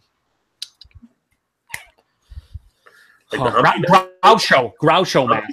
They put the Groucho mask on, and they were okay with it, but they weren't okay with actually having the Stormtrooper on there. Yeah. They sued him, and they're like, all right, we'll put the Groucho mask on him. And as number one, it was an awesome beer. Imperial Stout was fantastic, but it was just they're going after the little guy, and you said Han Solo, and it's like, if those places are doing it like locally and maybe not packaging the beer and just having it on draft, they don't care. But once you get it out there and it's in cans or bottles or readily available within a state or the distribution area, then you get they'll notice, you'll get the attention of them, and then they'll go after you. I mean, this is a little known place, but up in Canada, New Brunswick, the province of New Brunswick, there's a brewery called Picaroons. We covered this on Chad the Albino Rhino's channel, and we did on BDU last night. It was a news story. Picaroons Brewing, they had I think it was Dark and Stormy beer. And I forgot who sued them, but somebody, because it's like a common saying or whatever, they actually retired that beer because this place went after them for the naming rights and stuff. Now, look, if they're going to go after the naming rights, you could probably just rename the beer. So I'd imagine the beer either didn't sell well or maybe fell out of favor, which is why they just retired it and were done with it. But so many places, go against the little guy. There's in New York State, there was Adirondack Brewing. They did a root beer, non-alcoholic root beer called Moose Whiz. It was called Moose Whiz root beer. Moosehead out of Canada, Moosehead Brewery. Yeah. They sued them, even though they were in another country. They sued them and won, and they had to change the name from Moose Whiz to something else. And it's like, it's a root beer. It's a non-alcoholic. It's not even a beer, but they were like, no, well, it's a root beer, and also we're Moosehead, and people get confused. It's like, because Moosehead's flying off in America off the shelves. Yeah, no, we did the beer examination on Lee's channel a couple weeks ago, and the beer I bought was like, there's like a shit ton of them, and yet no one buys it because no one really buys Moosehead. We don't want to get Moosehead at any of our stores, although I did have their Moosehead Rattler, which I did enjoy. Oh, you have you got Moosehead Rattler. Jesus, that was at one of my spots. They got it in somehow, and it was like, oh, and guess what I paid for it? It was like $4.99 a 6-pack. I'm just no, I don't want to hear what you paid for. You always pay. Buy one get one free.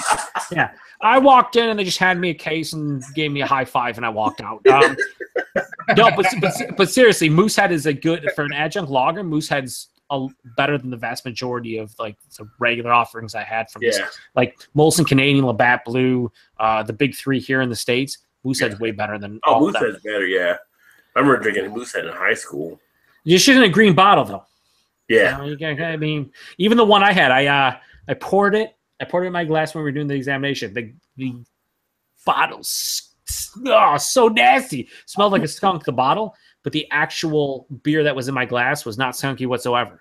And I was like, I was confused. I'm like, wait, I'm like, I don't know. I air it out a little bit or whatever. It was tasty for what it was, but like how did they do that? I was like, yeah, I don't understand. Like if I'd have drank it out of the bottle, it's probably been disgusting. But once you opened it up and let it sit for 5-10 minutes, it was all right.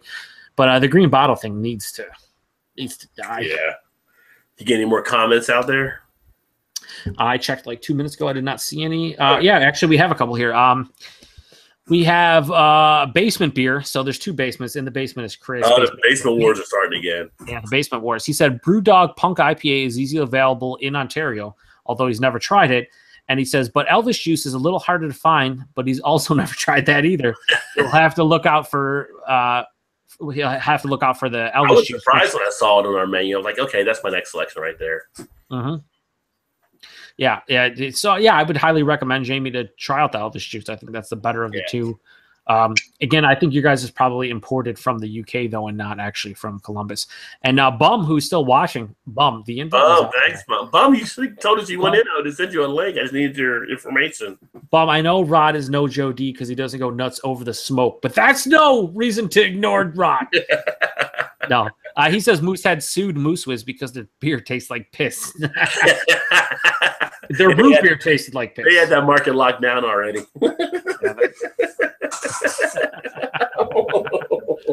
I wanted to mention Todd because I see it every day on Facebook for some reason because you liked Bearded Iris. My buddy went to Bearded Iris, or actually went to a brewery that had beard. Is that a shandy? Yeah, what do you got? Throw it back up, Todd, and say something. That's a double IPA. Okay. Dank Candy. I thought I saw Andy at the end or something. I was like, you better not be drinking a shandy. Dank. That's 450 North. 450 North, yeah. Dank candy, huh? That's the fruit. I just picked this up last week. What does it look like in the glass? They're a little pricey, but I still got it anyway because I hadn't had it before. Todd, what does it look like in the glass? Oh yeah. Look at that. Glass? Look at that dank candy. Nice. It's actually almost kind of looks like a little darker on screen, but it almost has more of a like a adjunct lager. It's definitely dark and adjunct lager. Yeah, it's a little bit dark. It is on the screen, but it's not as much in person. Well, I guess it is. Really depends on how the light hits it, I guess. I always say that color is like the old man's cane on Jurassic Park where he has to fly. Mm-hmm. Or the mosquito stuck in the ball or whatever. It's that kind of color. It's like an amber color. Like yeah. Mm-hmm. 450 does make some nice beers, but they $99 or so for a 16-ounce 4-pack. Yeah, man, that's if you think that's expensive, single cup beer Smith, bro. No, I saw that, but I mean, compared to a lot of others, it kind of is. I'm not saying it's expensive. I'll pay it, but I'm not going to buy it. But that's the thing, like about single all cup, day, every day. You know, this brewery makes like fantastic beer. They really do. They make really good beer, and I always try to buy a can, but usually when they show up, it's 1 to 2 cans per person. Occasionally, they'll have a 4-pack. The last release they had, which was their what the fuck was the name? I can't remember it. But there's 4-packs available locally.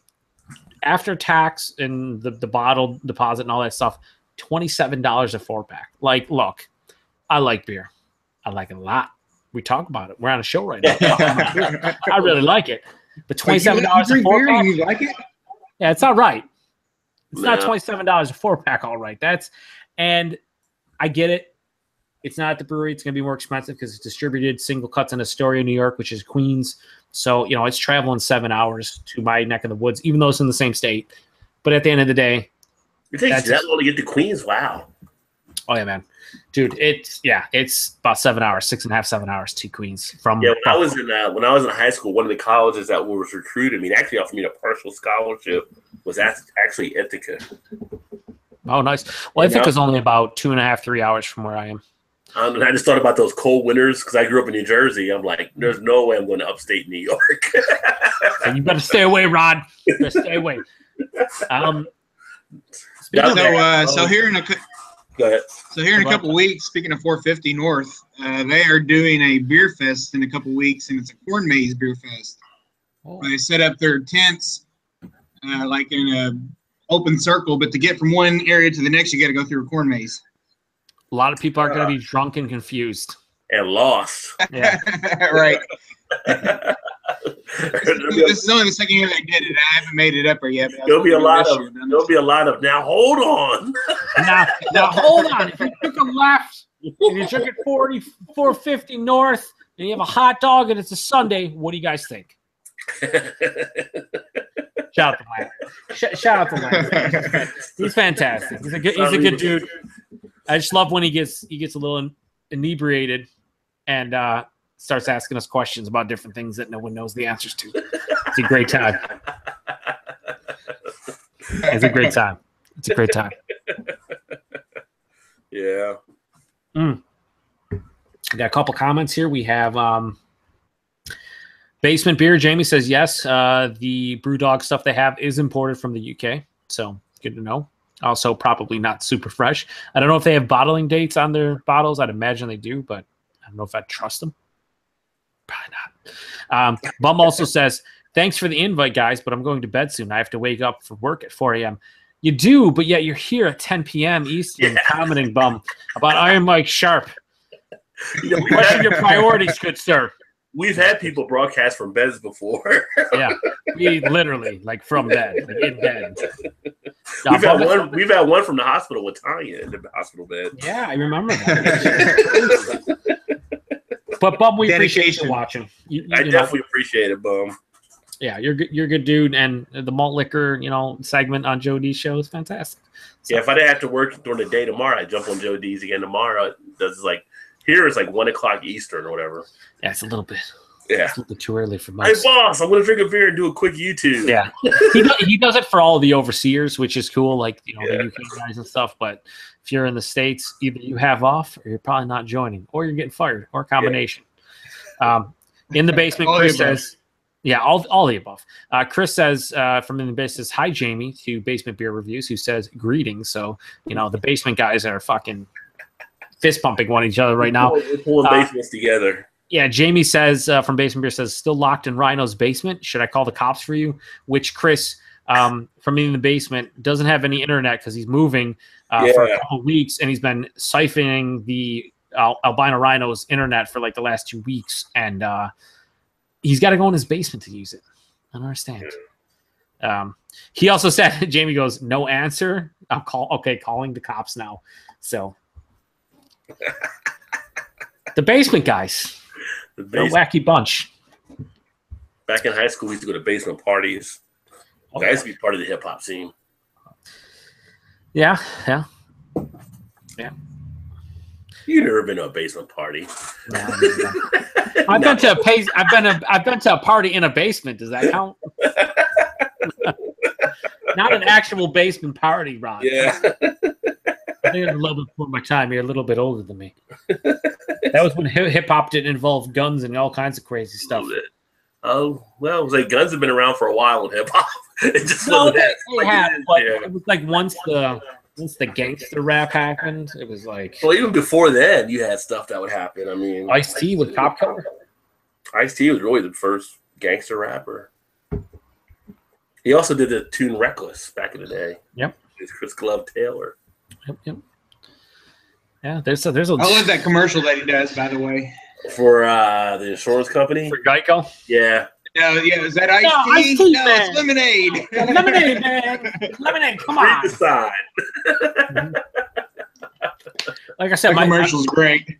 My Ice-T shirt that I have, I'm not wearing it out. I'm wearing Average Joe's, but yeah, that T-shirt is one of the best I've ever seen. I know, right? Dude, it is. When I bought it because I thought it was hilarious. I'm like, okay, look, there's Ice-T as a face, and there's ice cubes above him like that. It's just it's the funniest thing I've ever seen. And then I wore it.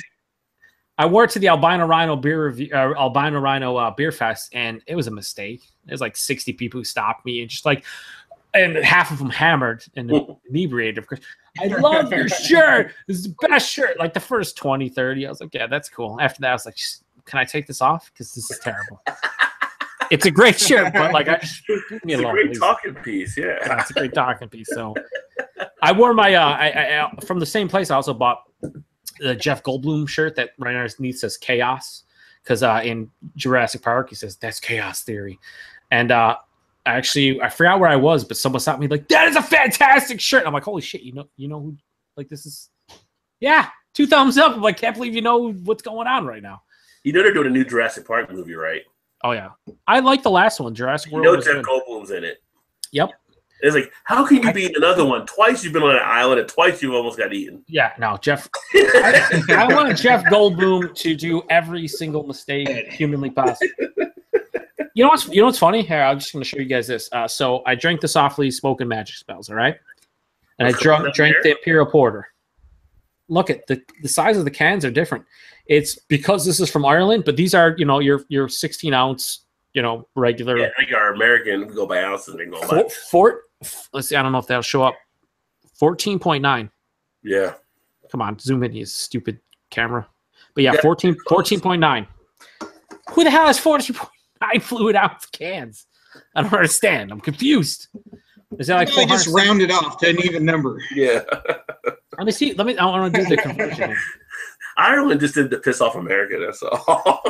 Well, we're the ones that are rebels and use the imperial system instead of what you're supposed to use, but that's on us. Well, winners make all shots, right? So. And so that's a 440 milliliter can. Once we fall and Germany becomes the world power, they'll make all the shots.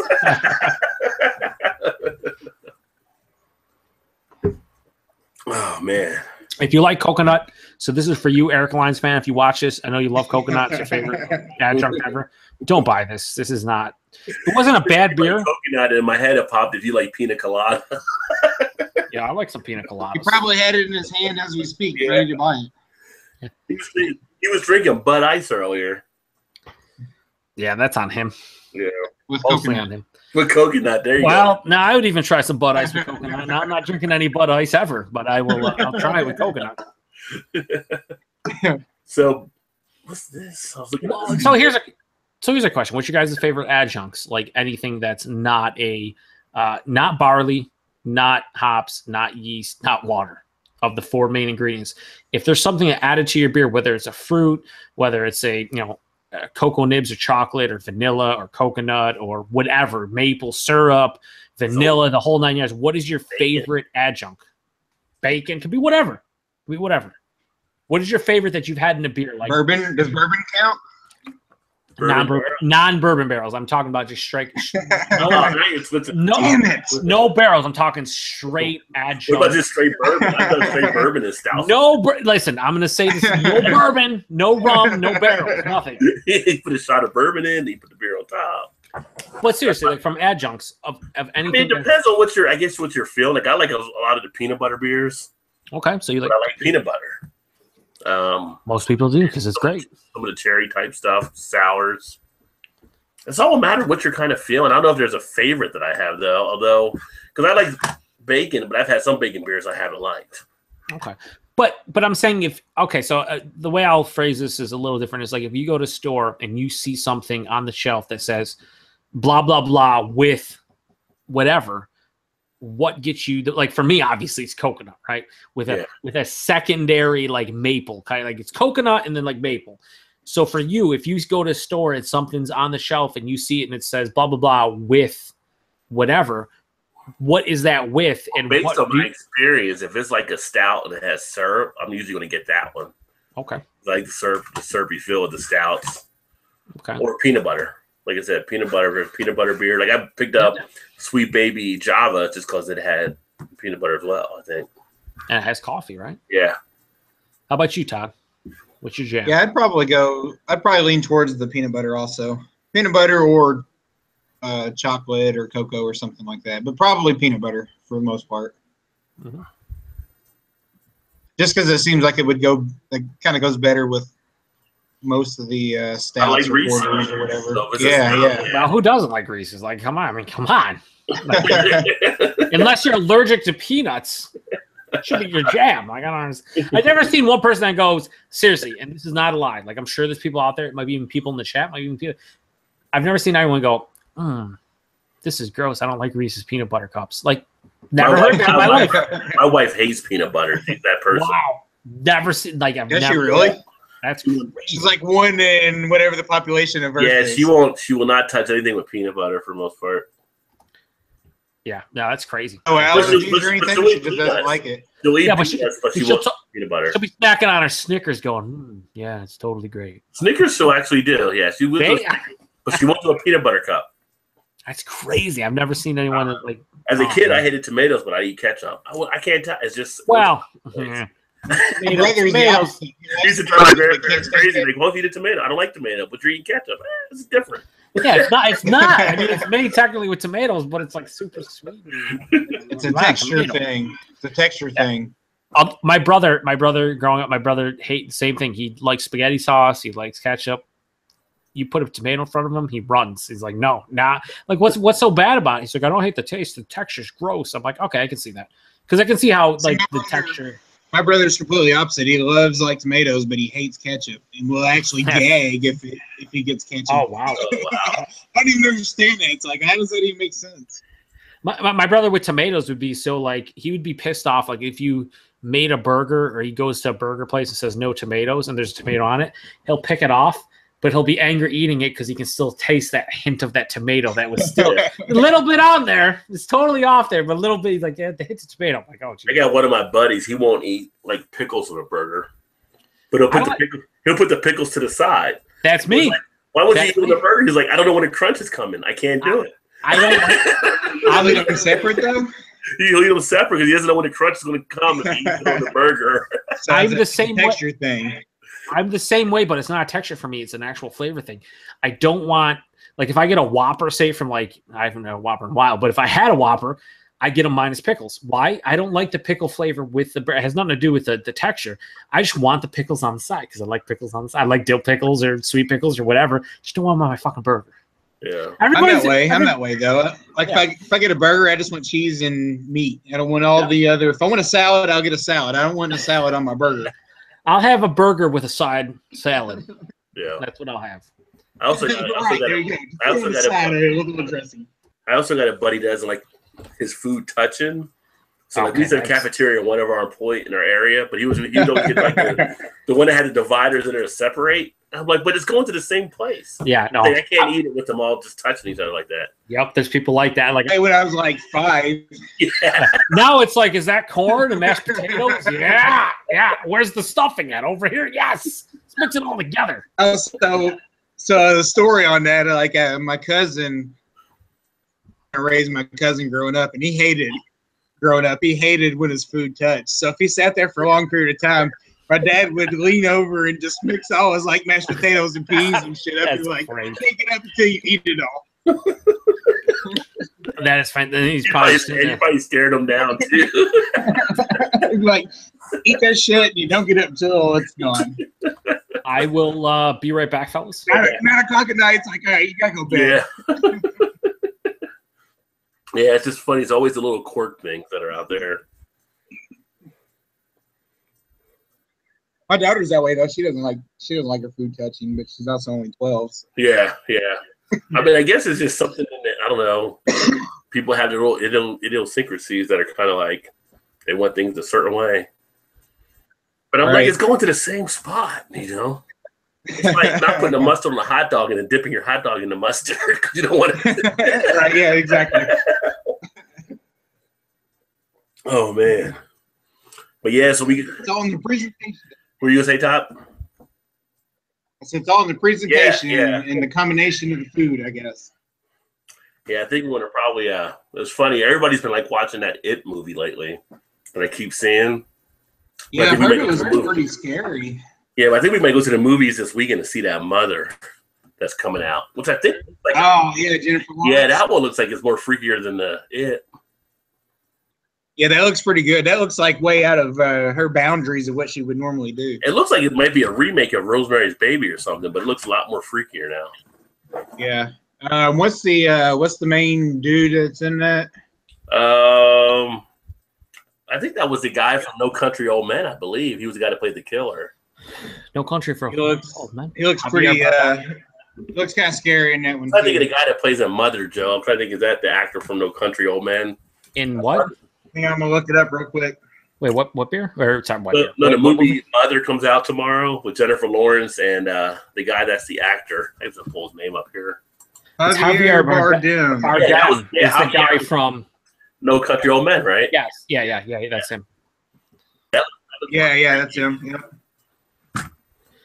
Scary dude in that movie. Yeah. We have a couple comments if you want me to read them. Sure. Basement Beer says, when you show up to a basement party, do you say, yeah? Yeah. It's more like, yeah. It's more like, yeah. Yeah, you walk in, you ice cube the shit out of it. It's a great time.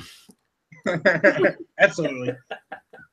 Then Redbeard, who is a... hey, Redbeard, what's going on, man? He says, this chat needs more Redbeard. Incorrect, Redbeard. It needs less Redbeard based on the fact that you are now here. Basement Beer says, we've got Bush. Jelly or syrup? I prefer syrup. Syrup? Yeah, syrup is your adjunct. It's good with like the stout, the maple syrup beers they're coming out with. Yeah. Stag Talk Brewing has a pretty good one with maple syrup. Yeah. Redbeard says, someone send me a link. Redbeard, nobody knows anything about you other than you're a redhead with a beard. That's all we know. And then he says, you guys are doing a great job of keeping up with the chat, LOL. I'm ignoring you, Redbeard, now going forward. This is on you, buddy. Basement Beer continues with, I can tell you my least favorite adjunct, honey. I love honey, but I never had a honey beer that I like. It's interesting. I've had some honey saisons I thought were okay. Yeah, I do like honey and like hot tea or you know, something like that. But yeah, I haven't had a shit ton of honey beers that I like, so I want to say I disagree. Do I agree? I don't know. He continues with jelly or syrup. I prefer syrup, says Chris Rock.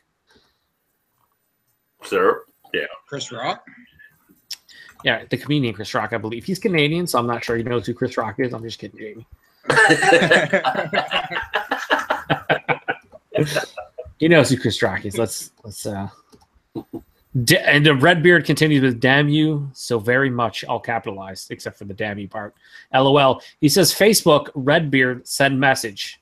That says to me, Redbeard says way too much. Way too much for this guy who's very lazy right now. Like, I don't know, like hitting buttons, looking at different tabs. Yeah. Can't do it right now. Can't do it right now. Not gonna happen. Yeah. Well, actually, we're about to probably wrap it down now anyway. Wrap it down or wrap it up or down. Either way. Wrap it down actually sounds better because we're winding down. So wrap it down. It's the same as break it down. What is that one from Dave Chappelle? Zip it down and zip it out or something, he says. Oh, man. Chappelle Show. Chappelle Show, classic episodes. Oh, yeah. Hey, man. F your couch. That thing rearranged the whole thing about people looked at Wayne Brady. Oh, yeah. Is Wayne Brady gonna have to choke a bitch? I mean, I'm not a violent person. I thought we was going to the ATM. Yeah. Break yourself, fool. Oh shit, it's Wayne Brady. Dave, you're gonna eat your sandwich, Dave. Oh, it's so good. Oh, man. That's classic. Well, this has been a fun episode tonight. Going over some of the beer stuff. Anybody got any closing thoughts? We can go overtime afterwards, but... Todd, do you have anything? Overtime? No.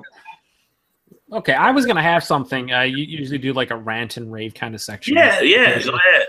I was actually gonna, believe it or not, because I'm so negative all the time, right? With my stupid beard and being Polish and all that stuff. You never No, ran. I'm gonna rave. I'm gonna rave again. Okay. If I had the bottle here, I'd totally be like, oh, here's the rave music. Yeah, no, please no rave music, please no. If you want to put in some like real mother effing G's from Easy E, I'm on board. Rave music. Yo, doctor, here's another. What do you know about Easy E?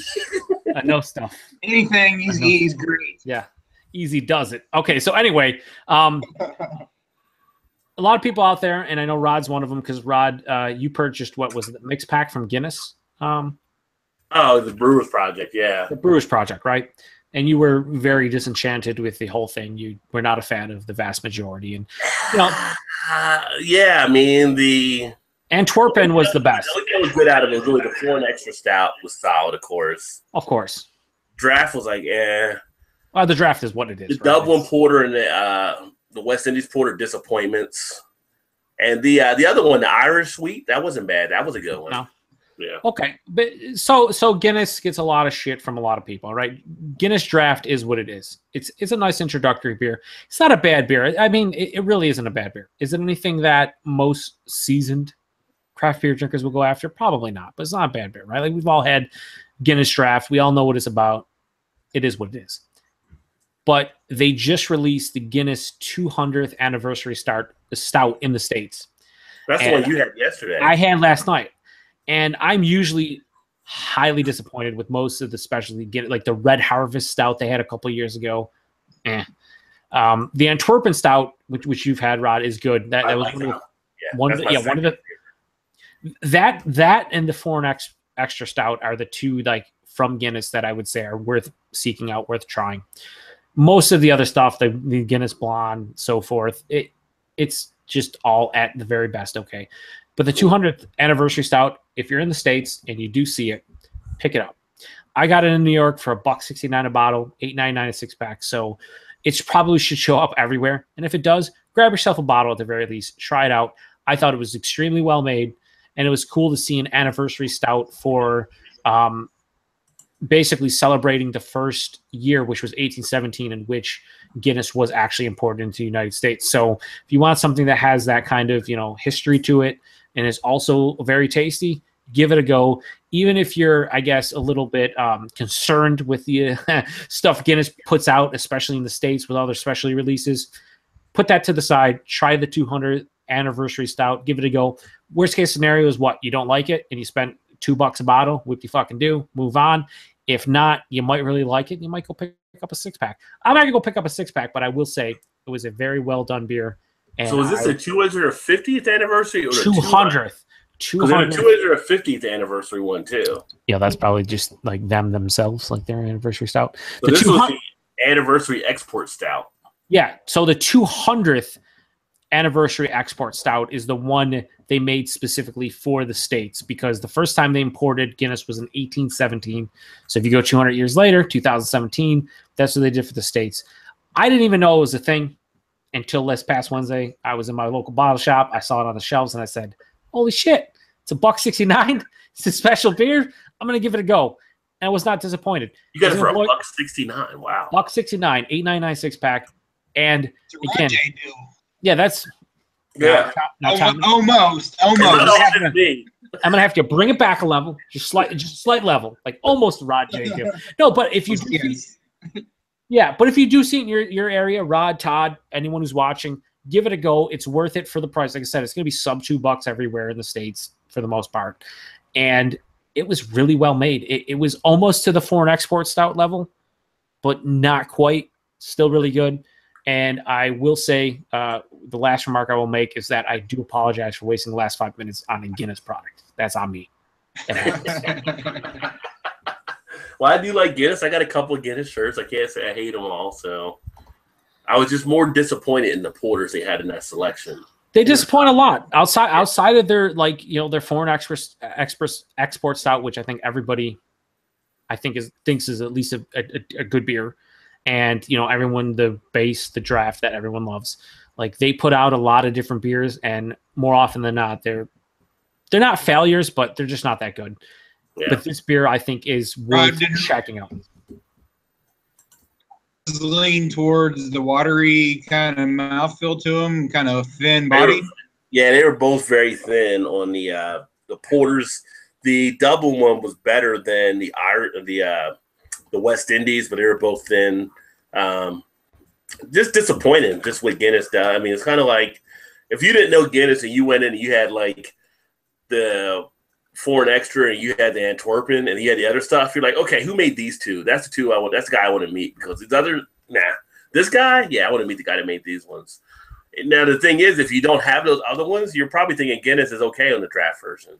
But I'm telling you, once you have the Foreign Extra Stout, it's like a beer changing experience with it.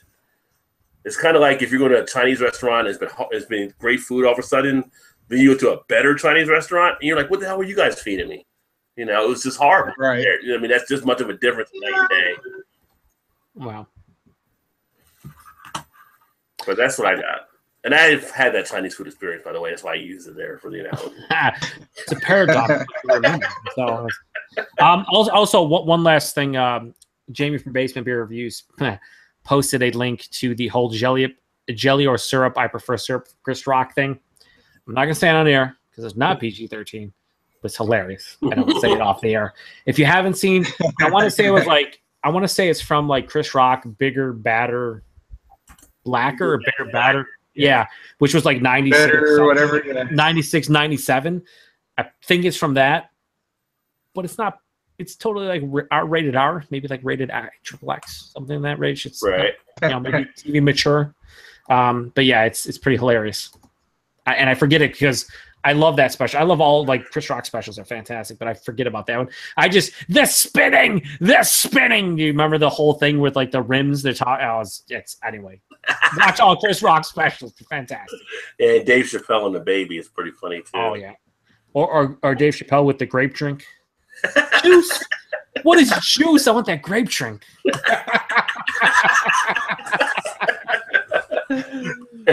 Well, definitely. Thanks to all the people that were watching here and checking out the show. Which would be Basement Beer Reviews, In the Basement, Redbeard, Eric, GSHL TV. Bum was watching. Even Malt Mustang. Yeah, all you guys. Appreciate the comments. Yeah, definitely. Redbeard. Usually we'll try to stay on course to do this on Thursday night, so things have just been jumping around a little crazy here. Mm-hmm. Rod is a very important person. He has a lot of commitments. It's usually this thing called a job that gets in the way most of the time. Yep. You know, like you said, until we hit the lottery, I guess we got to keep going to work. Yeah, it's fortunate realization of life. Yeah. Damn, being an adult. Yeah. So, what the hell? But so that's kind of crazy. What was that? But outside of that, I guess we'll go ahead and get it wrapped up. And again, thanks to everybody that joined us for the Funky Feel One episode. Little outro music. Again, check out Cypress Hill, one of the classics of hip hop. One of their first releases, 12-inch singles off the album. Peace. We'll catch you next time.